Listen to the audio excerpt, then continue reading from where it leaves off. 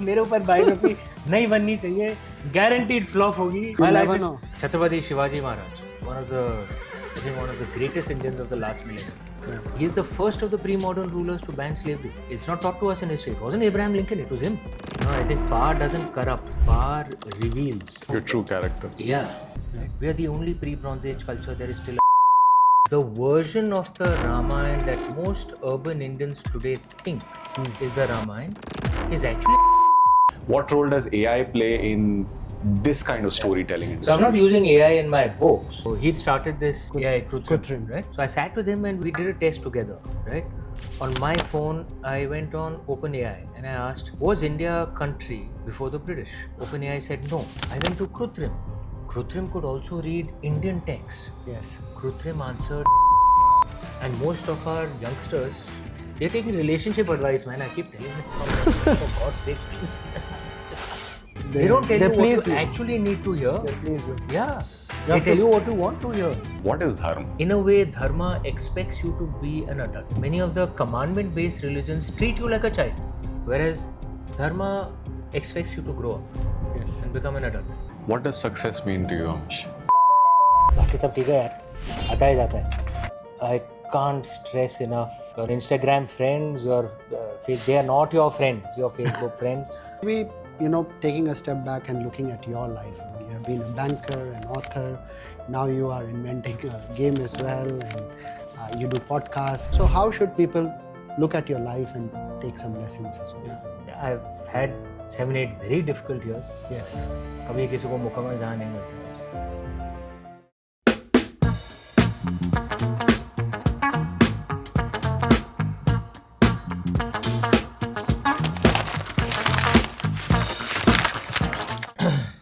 No, I was just asking, how much of all this is somewhat fiction?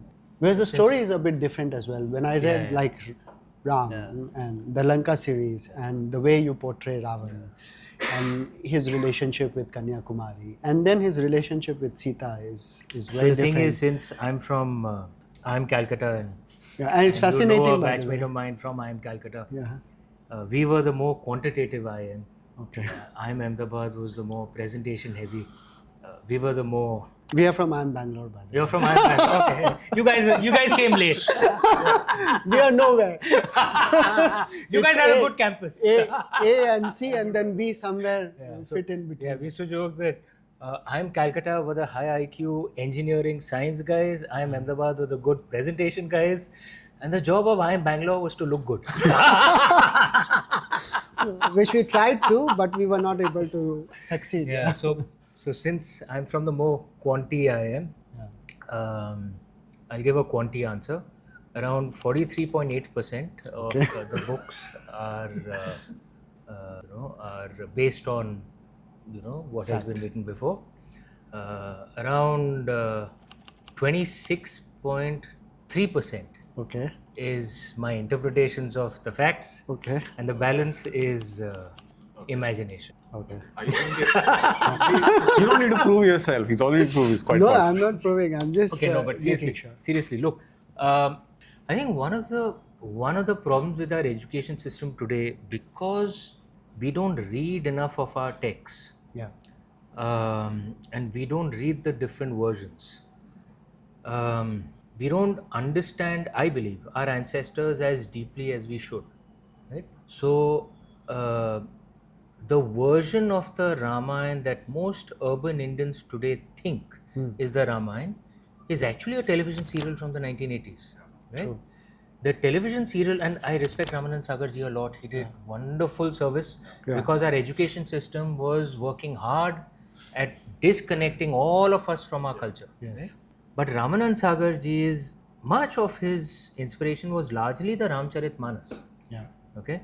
Which is actually a 16th century modernization of the original Valmiki Ramayana. Yeah. There are many other Ramayans like this. Right?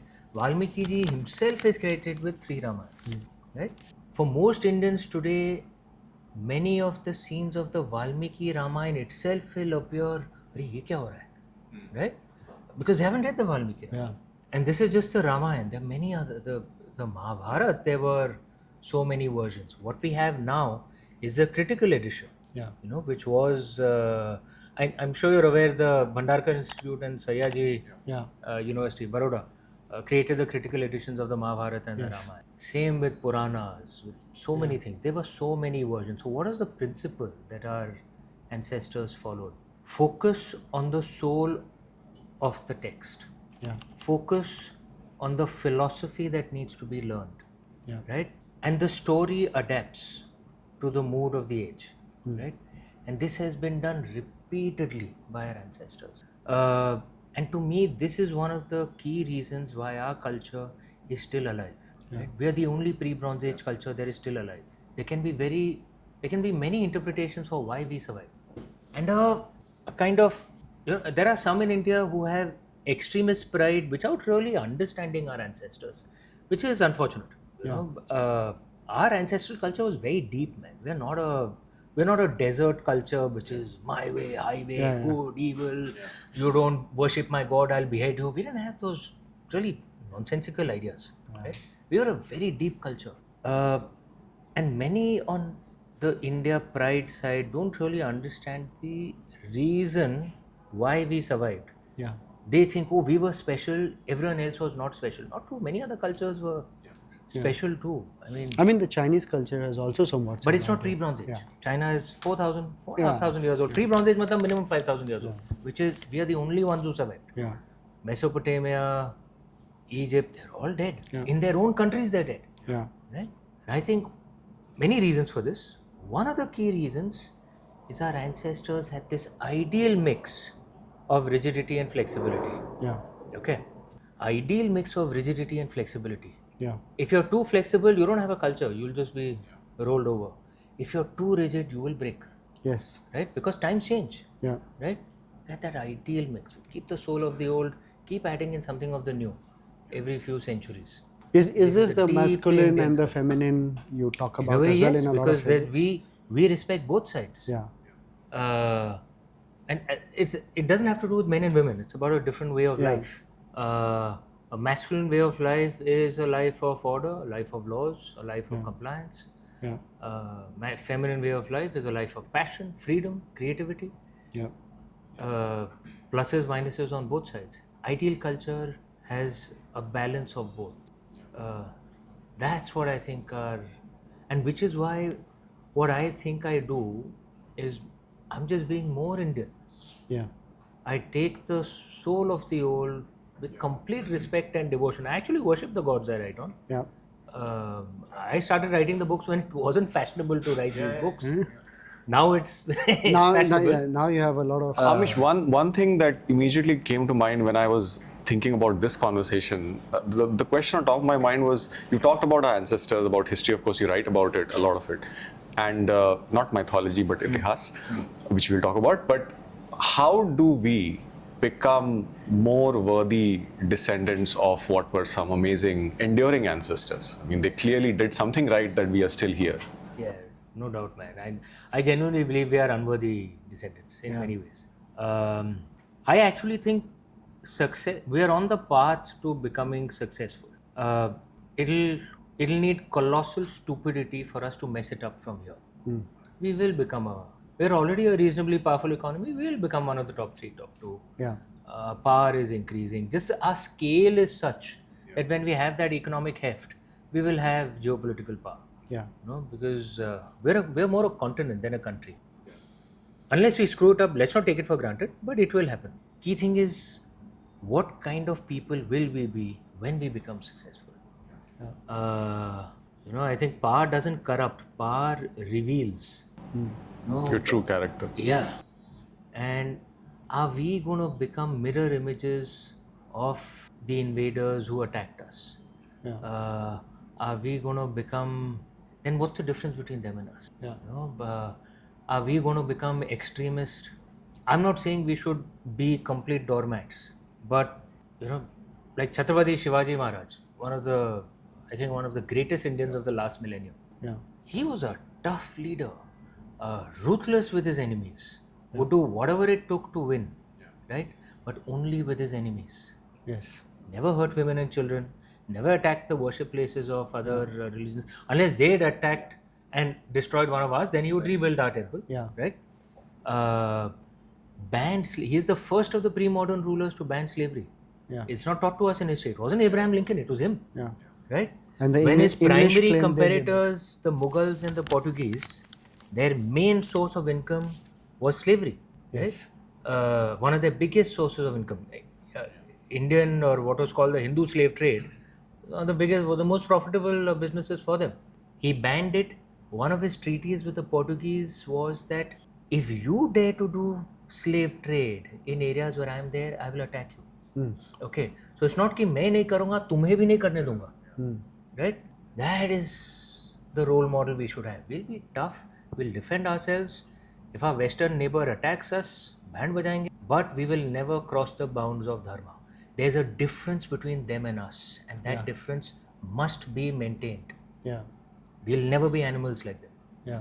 But so for you mentioned that we are unworthy of, being part of the same world where our ancestors lived and what we are doing today. And of course, there's a lot of information out there as well in terms of content and how people are consuming all these ideas, stories, and everything you say and others say as well. Part of us becoming worthy as well is understanding what itihas was, what history was, what mythology was. So how do you think about, one is you yourself are aware of it. How do we make this generation, next generation, and the coming generations aware of it? What do you think in this current age with technology and everything happening, social media, what is that mode of distribution which helps us to bring it to more people? I think primarily 3 routes. First is stories. Yeah. There has always been the most powerful medium, which is what I try. But stories is not just about books. I also work on movies. There's a movie called Krishna Avtaram, which I just released recently, which I was associated with. Movies on some of my books. There's a video game I'm working on. It'll be the first AAA video game on an Indian subject, Age of Bharat. It'll be a fun. When are you releasing it? It'll take 2 years more. These are really big projects, man, and both in investment, scale, time taken. But you learn our culture, you learn about Dharma through that. And the aim is to make it global, not just Indian. So one is stories. The second is actually something that has opened up because of social media. The media of this day, non-fiction short reels, there's actually surprising amount of interest. Yes. Right, in this. YouTube, Insta, look, there's this friend of mine I respect a great deal because he's a good thinker. He said that in today's day, people are just so stressed out that on their reels, they're looking at 2 extremes. Either such utterly brainless content, that like it's just relaxation. And there are, I won't name those shows, but you know what those shows are. It's just so utterly brainless that you can just go to sleep after that. Or actually deeply intelligent stuff that actually makes you think. Yeah. Right? Can we have our non-fiction content, which is in that space, which makes you think? And then naturally, in our spiritual tradition, naturally there. Yes. So that's the second thing, non-fiction. Third thing, the education system. Yes. That's now in our hands. Yeah. I have written repeatedly about it. I think some reforms are taking place. Yeah. We need a lot more. Yeah. For 200 years, our education system has been such कि किसी तरह बच्चे को पढ़ा लिखा के अंग्रेज बनाओ. That is the aim of our education system. And I've said this many times, I'm not anti the knowledge of the West. We must learn. Yeah. Right? Goddess Saraswati can bless anyone. Yes. Learn from them as well. Don't forget our roots. Yeah. That has to be the starting point. When we were growing up, ICSE board, CBSE board, our books were, it's almost like there was a regional narrow aperture that everything happened within that north of India till Delhi. Between Agra to Khyber. Agra Rest to of Khyber, India didn't exist. Or maybe there was an addendum or some chapter. Meanwhile in the south. Northeast didn't exist. Northeast didn't exist. Actually, east of Agra didn't exist. So that, and we don't know how much of that has changed or is changing, but it's only when, I mean, you were quite clearly prescient because you wrote all these books, but as we started to get older, I came back to India and we started to educate, unlearn a lot of history that we had read and started to learn again through your books and others. And that obviously took a lot of time and effort, and it was later in life. But the challenge here now, I think, is that how do we use some of these new age formats? And it's not just the distribution channels, but now AI as well, which you've talked about. And I heard that you're using some of these models as an author and creating different forms of media. What role does AI play in this kind of storytelling? So I'm not using AI in my books, not because I'm anti-AI. It's been invented. It's not going to be uninvented. Right? It's not good enough right now, frankly.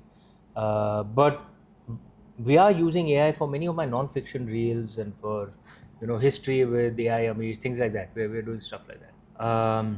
But to your point of how do we, if the education system takes time to reform, how do we use modern tools to undo that? This is where there is a challenge and an opportunity.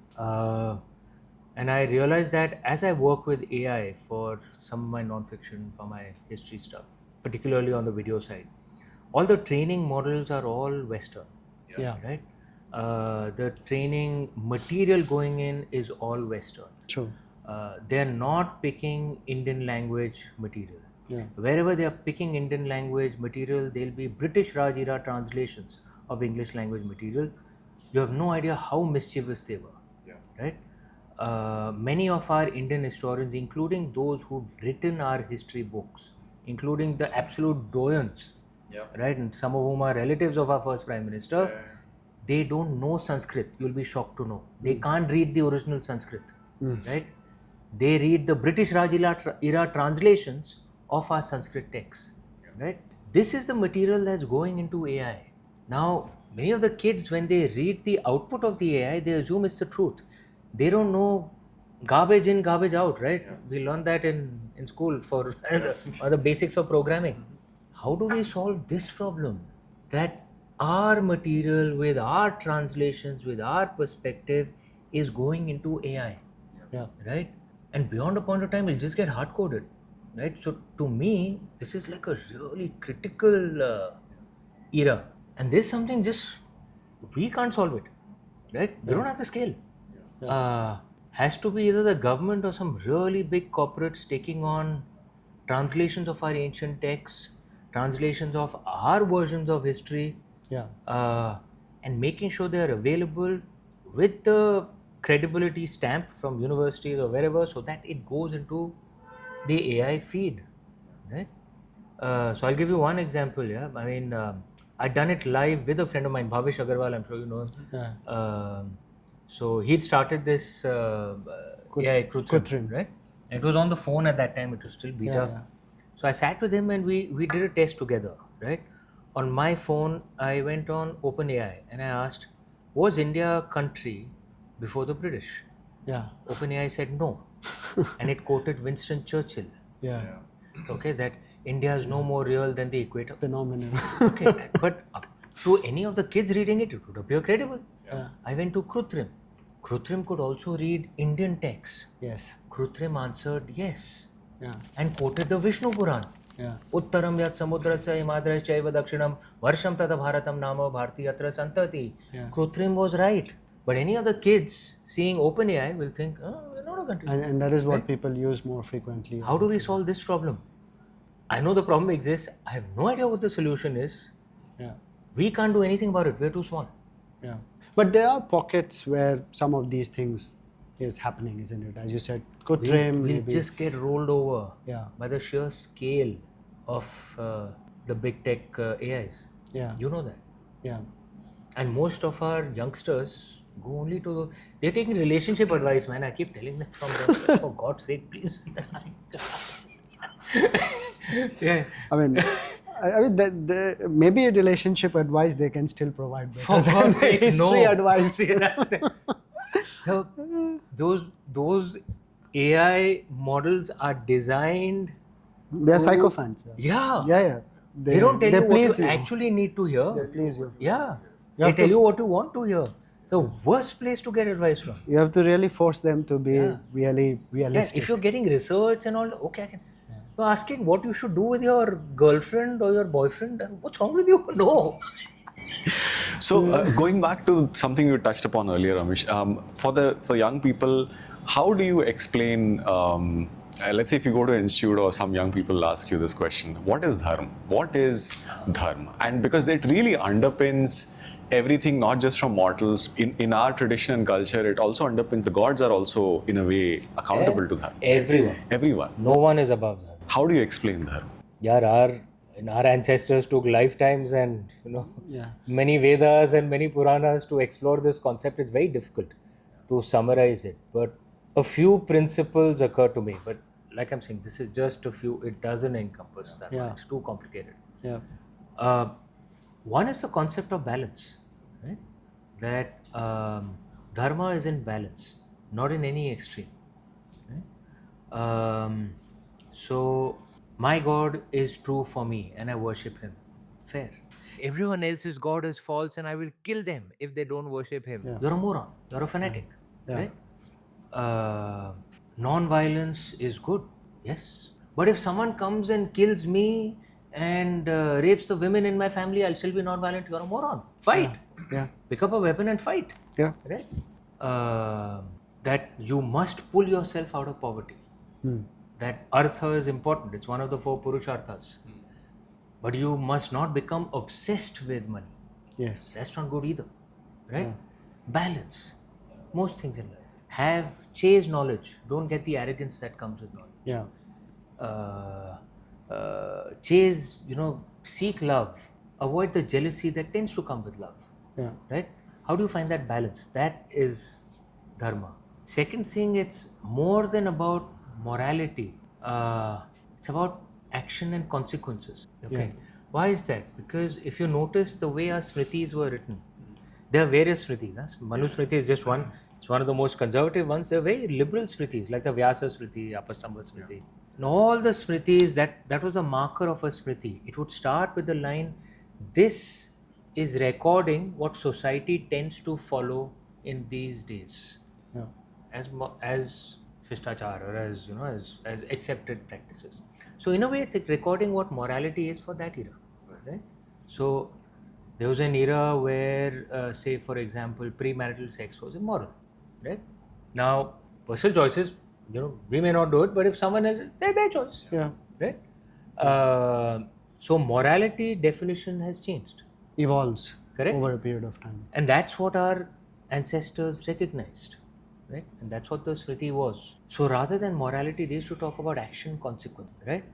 Which is more, dharma is always about that which lasts, right? So if you're going to cheat on your marriage, the consequence will be you'll lose your marriage. Yeah. Could be that you'll lose your marriage, right?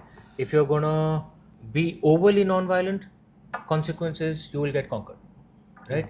If you're going to be overly violent, consequences are you'll be chaotic, like Pakistan. Yeah. Right?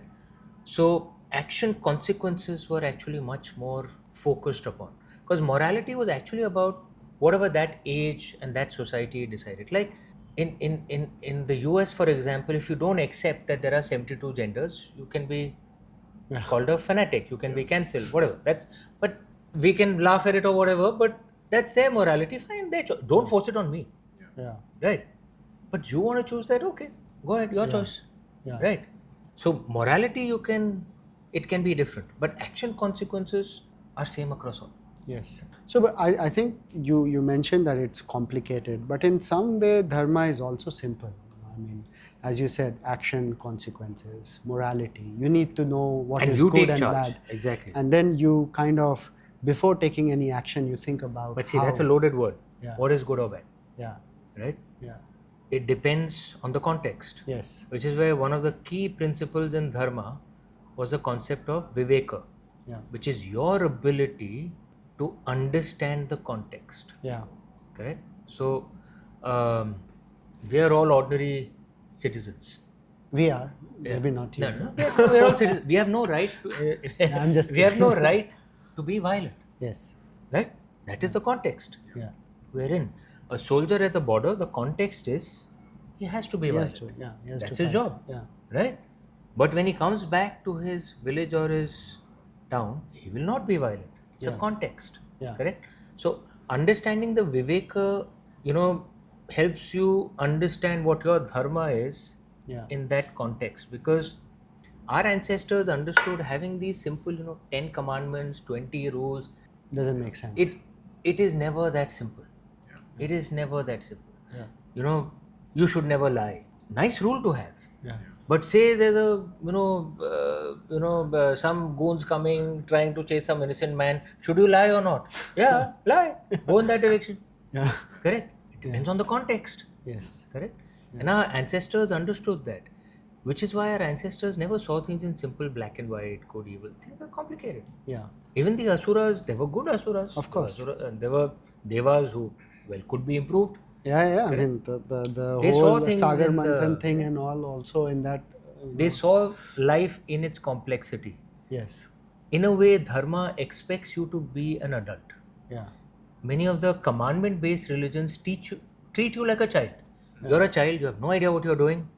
I will tell you what to do. And if you don't listen to me, I'll kick you out of Eden. Right? Whereas Dharma expects you to grow up Yes. and become an adult. And on that, Amish, I think it's also, if you were to extend this to the limit, you could almost say that our civilization and the way it has come about, it appreciates the gray zone, because it's, as you said, it's not black or white, context matters. And oftentimes there is tremendous value in looking at either of the extremes and figuring out where you want to be on that spectrum. But now we are coming to an age where nuance often, or the context often gets lost, because everything is consumed in very quick 15-30 second reels. So if people are not going deep into a particular subject or trying to understand what are the extremes and where should that sweet spot be, how do we get to Dharma? You raised a very important question. I don't have an easy answer right now. I can understand where cultures have, for 1,000, 2,000 years, had this approach of black, white, good, evil. Okay, they're just continuing with that. Why is India becomes? We're not that way. Our ancestors were never that way. And that's a little unfortunate. That's what I meant at the beginning. We will become powerful. What will we be like when we are powerful? Will we carry on the tradition of our ancestors, or will we become a mirror image of the invaders who attacked us? So like, for example, in today's day, you find some Indians from Indian religion saying homosexuality is a disease, or transgenders need to be curbed. And I'm not saying you have to swing to the other extreme of the US. Yes. But our tradition was never like this. We were always open-minded as long as there was mutual respect. You can't force your way on me, but I will respect your point of view. And this is unfortunate, because it's not our way. It's not the way our ancestors worked. And if you want to make our ancestral religion, our ancestral way of life, mirror image of the invaders, then yaar, convert karke originally ban jao yaar. You're insulting our ancestral way. Yeah. Ye mat karo. And I'm repeating again, doesn't mean that we become doormats. Our ancestors were certainly not doormats. They were tough people. They were very tough people. But they understood what dharma means. They understood mutual respect. They understood multiple truths. They understood that in one temple you can have only women allowed in, because it's the Devi in a certain form out there. Some temple you'll have only men allowed in, because it's a brahmacharya god in a certain way. In some temples you may have a Bali Pratha. Right? In some temples you may have Shuddha vegetarian. Shakar, And there is respect for all sides. That is our way. That is our way. And the only someone who does not follow the concept of mutual respect is kept out. If you say your way has to be forced on us, then I will fight you, Bhaga. But as long as we have mutual respect, you're one of us. That is our approach. And when you say ancestors, Amish, how far are you going in the history? Is it we're the oldest? Is Ram our ancestor? Is Mahabharat part of our itihas, or is it part of mythology? I How far believe- should we go? I believe, I can't prove it, Yeah, but I believe that they were our ancestors. yeah, It gives me strength, gives me motivation. It yeah, makes me think I have to be worthy of this blood. yeah. But I mean, if someone else doesn't want to believe, it's their choice. I'm not going to force it on them. But no, I mean not forcing, but to your point and just extending the evidence part a little bit as well. You know, I live in Singapore. We go to Indonesia quite often. You know, Cambodia, Angkor Wat, and all the Southeast Asian countries and all. I mean, you see a lot of stories which we used to listen to from our grandmothers and all when we were growing up in India. So, and these are similar stories. They are same endings, subplots, and plots. And then if you go length and breadth of India as well, you know, you would kind of listen to similar stories, evidences, and all. So, how do we bring all this together in a way that, you know, going forward, the next generation is able to understand as well that, you know, all this, there is a possibility that it was mythology, but there is a possibility that all of it was history as well.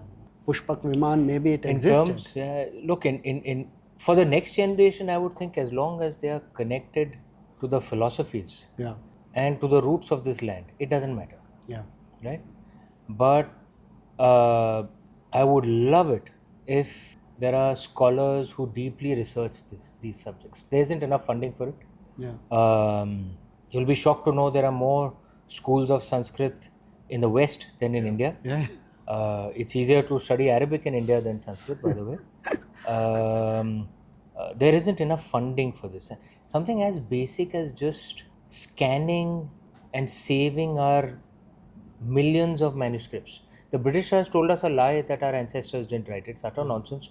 Our ancestors wrote a hell of a lot. In fact, they wrote more than the rest of the ancient world combined. yeah.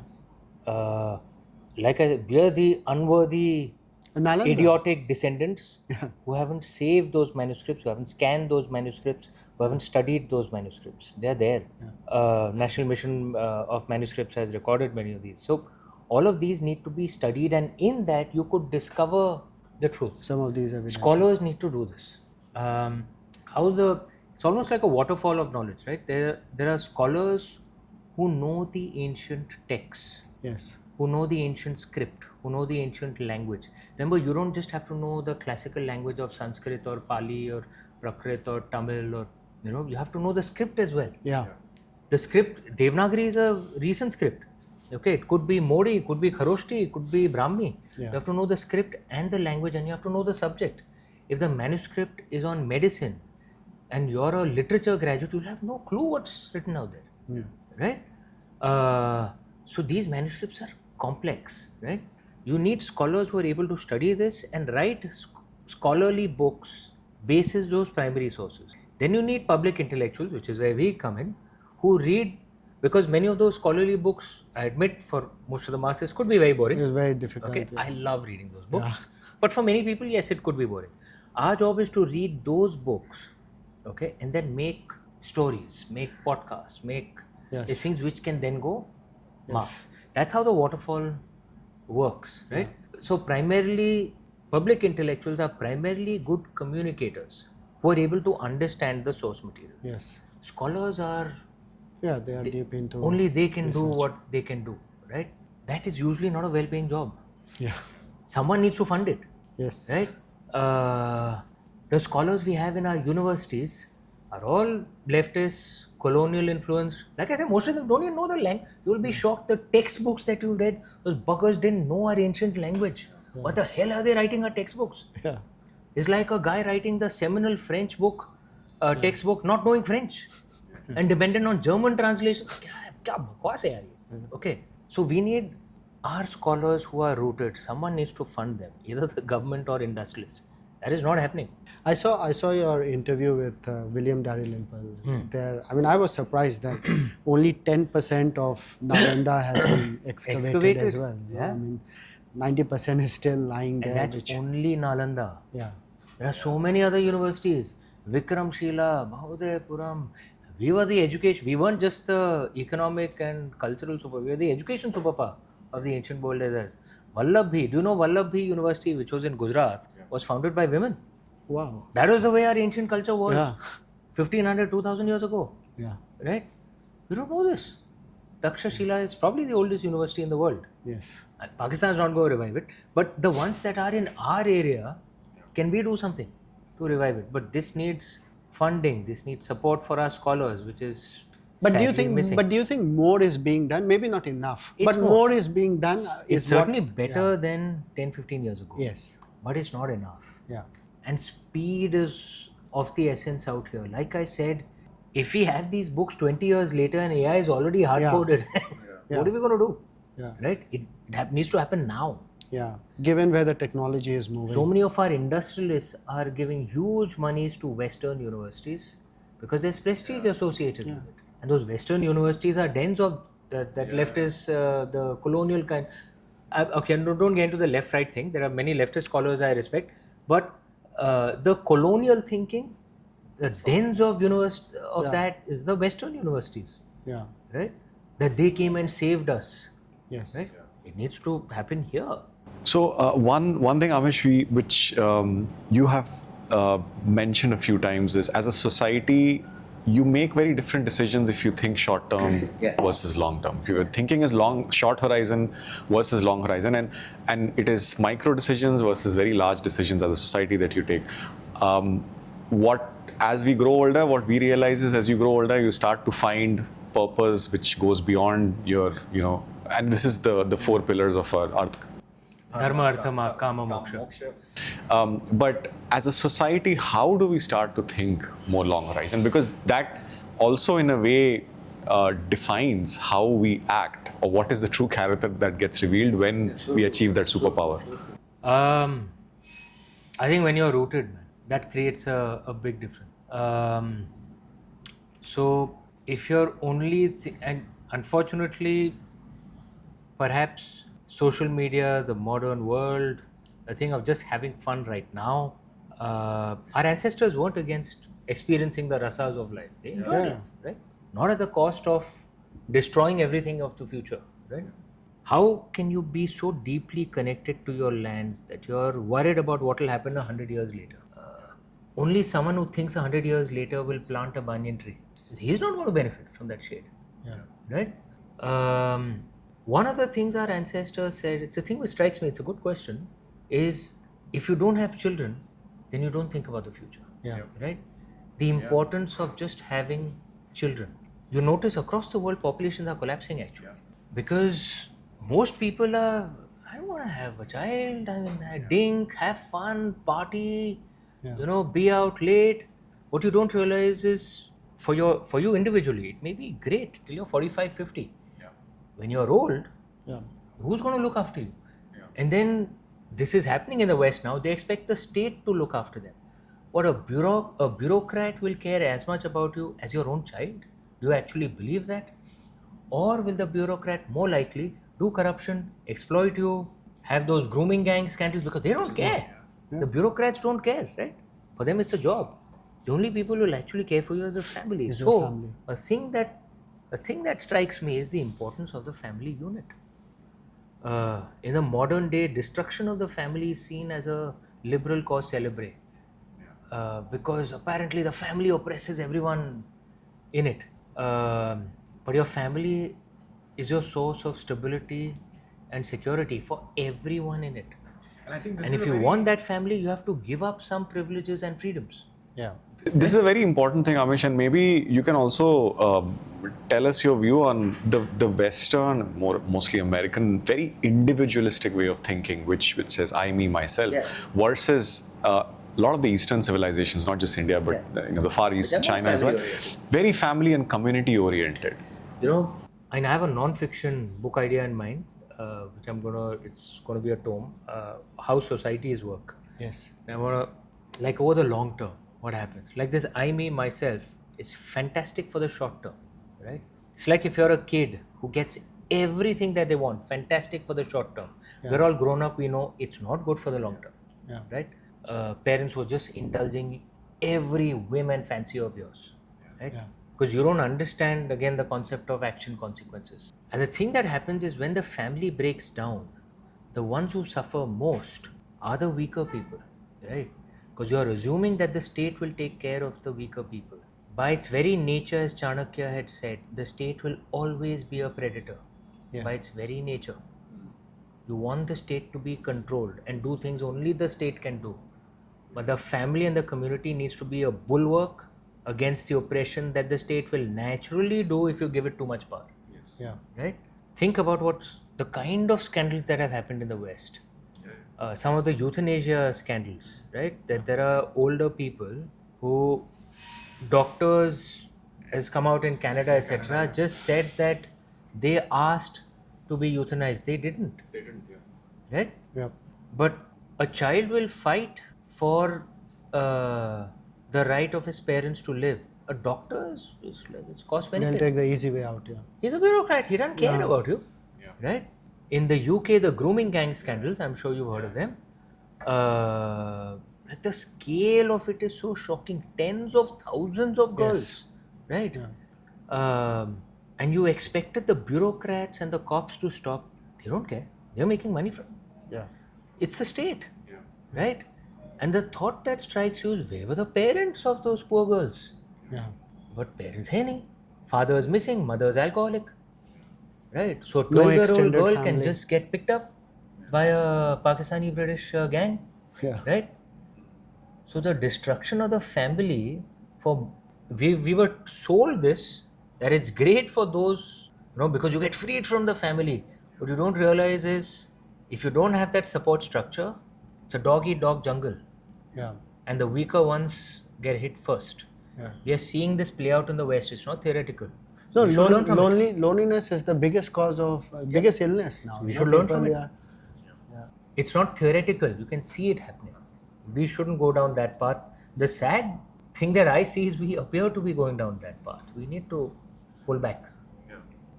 But I think, Amish, you talk in very high terms about our ancestors, but they would have also gone through some of Ups these and things downs, as well. Yeah? It's not like the society would have been No all society good is and all. ever perfect. Yeah.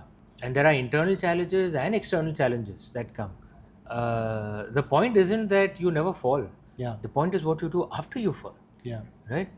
You just surrender like many other cultures did, Yeah. or you get up, dust yourself off, start walking again. Yeah. Charaiveti, charaiveti. And so the benefit of us being such a long, civilization in terms of We've been ages. through these cycles. Yeah, we have been through this cycle, and we can learn from each other. That's as well, why I you know? say read as much of our text as we can, because we've been through many of these cycles. Yeah. And we've learnt our lessons. Yeah. Right? So like the most ancient pacifist tradition in the world is Indian. Yeah. Jainism. Right? I'm sure you're aware, Lord Mahavir didn't found Jainism. He was the last Tirthankara. Actually, it's much older. Yeah. Right? And yes, pacifism is good. It leads to the beautiful fluorescence of culture, civilization. We went through that cycle and realized, boss, excess pacifism is not good. Yeah. You need someone to fight. Yeah. Right? When you go through those cycles, you learn those lessons. Yeah. You mentioned Charaiveti. That's the philosophy in life. How The Taittiriya Upanishad. yeah. Keep walking. Keep walking. What It's is not Johnny Walker. Keep copying us. keep walking. How I think a lot of the young people have these periods of anxiety and they're worried about, especially with the technology shift that's happening, where a 35-year-old engineer that's been a very good coder all of a sudden Suddenly your job doesn't exist, man. a better job than you. Yeah. How do they imbibe this? I won't lie and say it's easy. Of course, it's tough. It's very tough. And one of the challenges for the youngsters today is they're living in a time of flux. It's like, think of the generation, the Western generation that lived through the 20s, 30s, 40s. Great Depression, bookmarked by 2 world wars before Yes. and after. Yeah. What a Horrible time to be times, alive. yeah. Horrible time to be Yeah. alive. And the generation from 1945, end of the Second World War, to 2015, till the unipolar moment ended, 2015, 2020, luckiest generations alive. Of course. 3-4 generations in the West. Yeah. Right? But you notice that the generations that lived through that tough period are called the greatest generations. Yes. The generations that lived through that period of plenty and peace, boomers, any others, corrupt, selfish. I'm not generalizing on, but I'm saying the impact of a generation as a whole. Yeah. The pension stuff that they did, which they still refuse to give up. They're bankrupting their own countries, their own children. They don't care. They want their pensions, right? Whereas that greatest generation was willing to go and die for what they thought was right. Think about two authors. Okay, George R.R. Martin, Game of Thrones, Yeah. right? Dance of Dragons. And Lord of the Rings. Yes. Yeah. Why do I keep forgetting the name? Yeah, Lord of the Rings. J.R. Tolkien. J.R. J.R. Tolkien. Shame on me. Okay. No, it's okay. I've read him, but I know. Okay, Tolkien. Yeah. Okay. Tolkien lived through that period Yeah. of 1900 1945, probably one of the worst phases in history, recent history for the West. Look at his book, Yeah. his books, full of nobility, honor. And look at George R.R. Martin's Game of Thrones. Deception. Among perhaps from the luckiest generation ever. Yeah. Debauchery, decadence, violence. Why? One of the things our ancestors used to say is tough times make you a better person. Yeah. Muscles grow against resistance. Yeah. Character grows with adversity. I know it's cold comfort, but perhaps this is something for this generation. They will be better because they are going through tough times. There are no easy answers. Like there were no easy answers for those guys. You just have to toughen up and go through it. There is no choice. You just happen to be in this time. What do you do? But Amish, But you will be morally better yeah. than so many others because you're going through these stuff. Yeah. And so maybe, taking a step back and looking at your life, you have reinvented yourself so many times. You have been a banker, an author. Now you are inventing a game as well, and you do podcasts, movies. Singing. Singing. Always been a singer, looks like, but you come back to it. I was the lead singer of our band. That has been our go-to song. In fact, this morning we were going to the gym and we were playing that song. Thanks, That's man. amazing. No, and I didn't know the story behind it. I've read a lot about Ravan and all, and how you have portrayed Ravan as and all, but I didn't know the story behind. So thanks for bringing it out. It's really helpful. But going back to your life, how you have evolved or changed, done so many things. How did you go about this, and was it always something which you thought about when you started your studies, your career, that you'll become what you are today?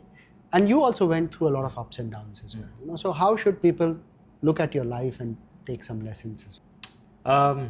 There are four of us siblings. We grew up in economically constrained situations, as frankly many of our generation did. Yeah, India.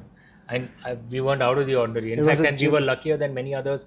We had food on the table. We had a house. It was a generation of scarcity. Yeah. Many others suffered a lot more. So, and our parents made a lot of sacrifices to give us an education way beyond our income and social status. So, I mean, in school, college, many of our friends were obviously far, far wealthier than us. Their shoes cost more than my father's salary. Because our parents wanted us to do well, and we had that fire in the belly, all four of us, that we will do well, we'll work hard, we'll do well, whatever we do. So I think that fire in the belly, the comparative spirit, all that came with the circumstances we were in. All four of us have done well in our lives. And I wasn't really thinking about what path I'll take. Like our parents didn't tell us what we should do. The only thing Ma and Pa used to say is, whatever you do, you have to be number one. Yeah. So I got into banking because it was a practical career.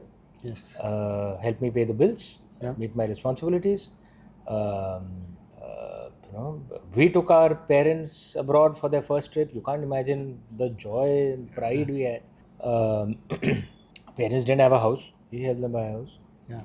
Because they invested everything in us. And I guess life is what happens to you while you're planning other things, particularly in the career. So many of these ideas just came, and I just followed it and found success here also, found success there also. I just but you were quite successful in your banking career. Yes. I used to be a banker as well, and pays well. Sometimes it can be stressful, but you don't have to really think about where money comes from, and life is comfortable. And then taking that leap of faith. No, I resigned after my second book. Okay. Only when my royalty check became more than my salary. Okay. It was a very middle class, practical decision. Thinking, yeah. So for 7-8 years, I wrote my books, promoted it, and did my banking job. Wow. At that time, it was a life insurance company job at the same time. Yeah. I did both, and I advise all youngsters, don't just jump without thinking. That sounds good in movies. Yes. Be practical, and if that means you have to burn the candle at both ends, you have to work hard, then work hard. Yeah. You want success, it's not going to come easy, man. Yeah. So and I was lucky that at least whatever I tried, books, I never thought I'd be a documentary host. Yeah. Actually did well. We produced, we made money on that too. I got an Asian Academy Award for hosting a documentary. Video game, movies, I would have never thought all these things. I even became a diplomat, with Amitabh Bachchan ji, Nooreen Abun and I, we co-founded a video game. It'll come out in another 2 years perhaps. Proper AAA high-end, like Assassin's Creed level video game. So is it PS5 and all? Things? Huh? It will be on PS5, Xbox. It's a PlayStation. It's not a mobile game. It'll be a nice, proper high-end game. So career, Lord Shiva has been kind. Yes. Personal life, Lord Shiva has tested. And there was this brilliant Indian scholar, writer called Kalhan, Kashmiri, many centuries back. He'd written that when fate is about to bless you with the greatest of glories is when retreating misfortune increases the power of its sorrows. Yes. It's the way the universe balances itself. Yeah. कभी किसी को मुकम्मल जहाँ नहीं मिलता है. So I've had 7-8 very difficult years. Yes. For us, our family is very important. We're a family-oriented family. Yeah. And two of us were in the public space, my late brother-in-law, Himanshu Roy, and me. But outside of our work, we don't really speak about that much. And then we had a lot of tragedies in our family. Ek ke baad ek. So what kept you going? Because I think people go through those tragedies, and in this age and time, as you say, people are also anxious more, stressful more, but go through some of these. And also, I have to ask you this because going back to the Varanasi and Shiva connection, it almost seems like you mentioned that it's not like you conjured up these stories; they came to you. They came to you, and it's almost like Shiva himself gave these to you. Why do you think he chose you in a way to do this? I have no idea, man. There's so many more deserving. I'm supposed to serve a purpose. All of us are supposed to serve a purpose. Yeah. Do it with all the honesty that you can. Until the blessings come, treat it with honor. That's the way I see it. And in terms of personal life, importance of family. I can't stress enough to all you kids out there, the ups and downs that you go through. Your Instagram friends, they are not your friends, your Facebook friends. Your family and your close ikke dukke friends, those you can count on the fingers of your hand. Okay, they are the relationships worth treasuring. Those who you will die for without a second thought, who will die for you without a second thought. None of us have more than 4 or 5 people. Max 10 people. True. Who will do that for us, who we will do it for. True. Right? Those relationships treasure. Himanshu Da, my late brother-in-law, he'd said this once, that we should not take for granted those relationships that we can afford to take for granted. So many of us spend more time networking and being nicer to people outside because we know if you're not nice to them, they'll slap us. And in that, we forget the relationships that truly matter. Your parents, siblings, those 2-3 close friends. And when you're up shit creek without a paddle, none of those outsiders will give a damn about you. That's a reality.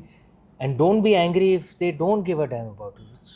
It's the way life is. Right? And they have their own lives. They have their own lives to live. Only people who matter are those. Don't take those relationships for granted because you have to keep those relationships strong. What does success mean to you, Amish? Family. बाकी सब ठीक है यार, आता है जाता है. I'm lucky my books are doing well, that my documentaries and games, it's all doing well. It could turn tomorrow. And People will stop wanting. You guys may not want to come to interview me.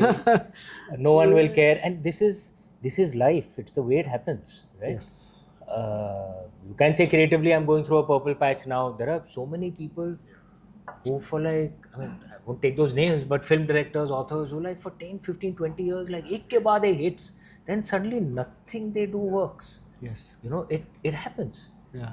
Ups and downs are a part of life, but if your family is strong, and trust me, you realize this only when you've gone through that hard down cycle.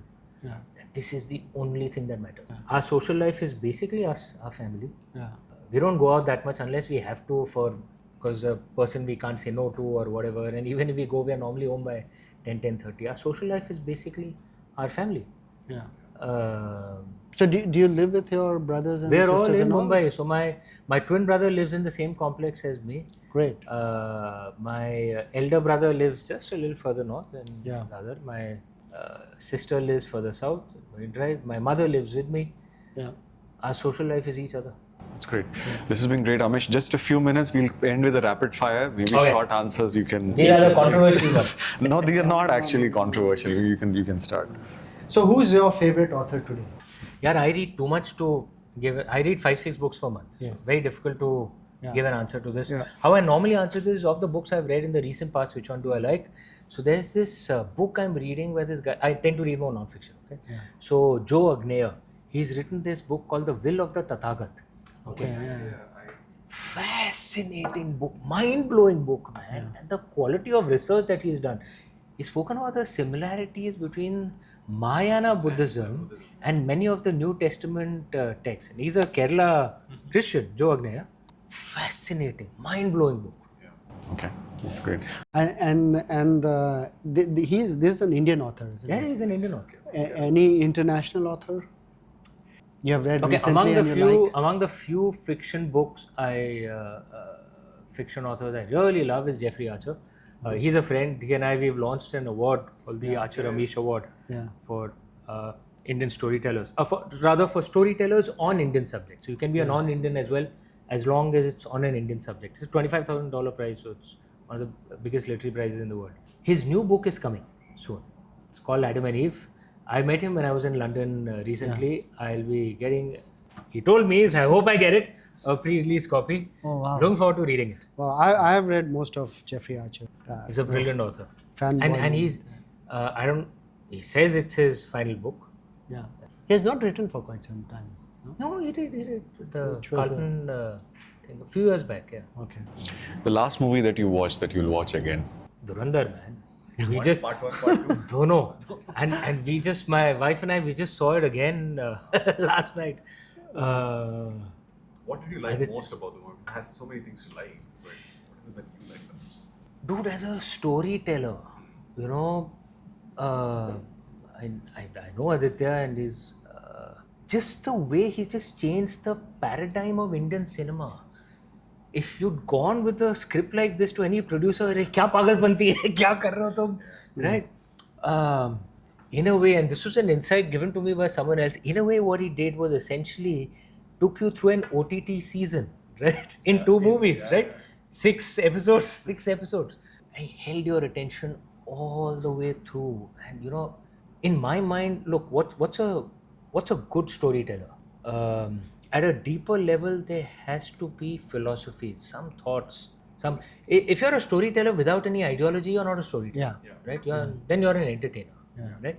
And I respect storytellers from all ideologies, right? Because you must have all points of view coming up. So there is an ideology, there is a point of view that is very clearly there, and it should make you think. It should force you to ponder. But at that surface level, the job of a storyteller is to draw emotions, right? That's what holds you, Yes. right? That scene at the beginning of Dhurandhar 2. Where Right. he, And because until then you don't know what's happening, right? Okay, he's just going with a gun.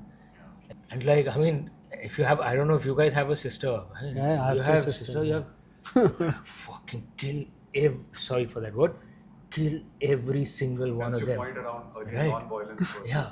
being violent. And because that inner brother that just comes, and until then you're not prepared for it, Yes. you know. And then the way he asks, Yeah. It's amazing. That is great writing. Just draws their emotions, and there won't be. I'd love to know what the women in the audience would have thought, but every man in that audience killed every single. No, one. even women. Right? It's so popular with women as well. the No, movie. I'm talking about the emotion that was drawn out. The fact that you can draw an emotion, that's good storytelling. That you should feel for it. Apparently the first draft of Psycho that Alfred Hitchcock had, apparently it began straight at the Bates Motel that should just be killed. And there's an interview I had read. Why would they care that this girl is being killed? Yeah. Right. So he pulled up the script and he gave her a backstory that she's escaping, blah blah blah. Made you care for her, and then her killing shocks you. That is drawing emotion. Right. That's the job of a storyteller at the surface level. And then of course, then I think good storytellers should have an ideology. Should, as long as it's not some crazy Nazi ideology, right? Communicate that. Yeah. So if Shiv and Ram, for me both are part of our history, and I think you believe in that as well. But between the two of them, who you think is should be the idol for Indians today? Now trying to.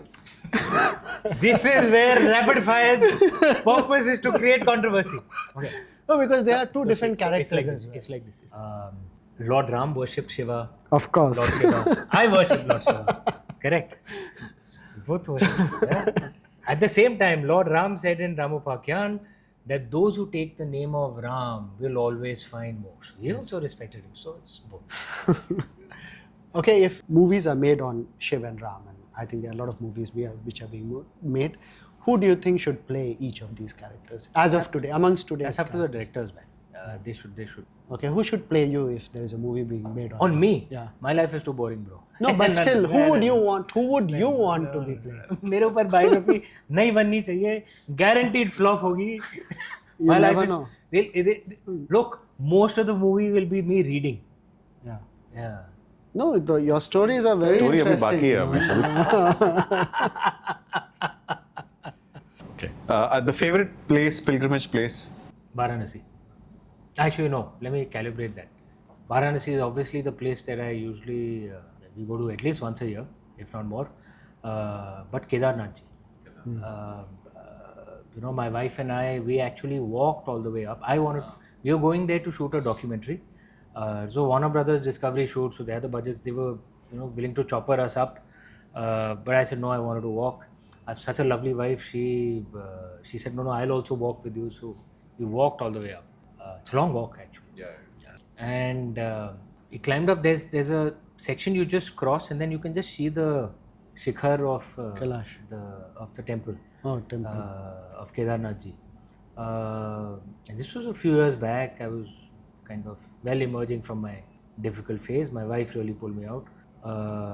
But I saw that and I just saw the shikhar and I was like 5-10 minutes I was just bawling. It was like he was, as he does, he was pulling all the poison out. Yeah. Neelkant. So that temple was very special, Kedarnath ji. To any of you who are going there, walk up out there. Yeah. It's a special experience. Yeah. Have you been to in and around Kailash Parvat? Oh yeah, मैंने 3 बार try किया. It hasn't worked out. Maybe he doesn't want me to come as yet. Whenever he allows it, I will go. Yeah. He has to. He has to call you. Yeah. Baba ka bulawa aata hai. And if he doesn't want to call you, you can try whatever you want. Something or the other will happen and you'll not be able to go. Yeah. Like the last time I had something set up and then then the trouble happened. It just got cancelled. Yeah. For a few years, no one could go. Yeah. No, Amish. This has been really, you've been very generous with your time. It was an amazing conversation. We asked all the questions. You gave some amazing, a lot of these are very insightful answers we hadn't thought about. Thank you so much for your time. No, I No, enjoyed and this a lot. thanks. This great was fun, a yeah. fanboy moment as well. Amish. I was very nervous, coming to this session, but you made it very easy and comfortable. So thanks for that. Thank you. You are. Yesterday we met someone and the Suta sisters, if you know the Suta saris. Okay. So it's they are two sisters who have brought this tradition back of wearing sari and so we were talking about how can you be good outside, and so one of them was saying that as long as you are good inside, you'll always be good outside, which is what we see in you. So Arey, thanks too for kind. Thank no, thanks for taking out time. But this was a fun interview. Very good questions. Very insightful questions.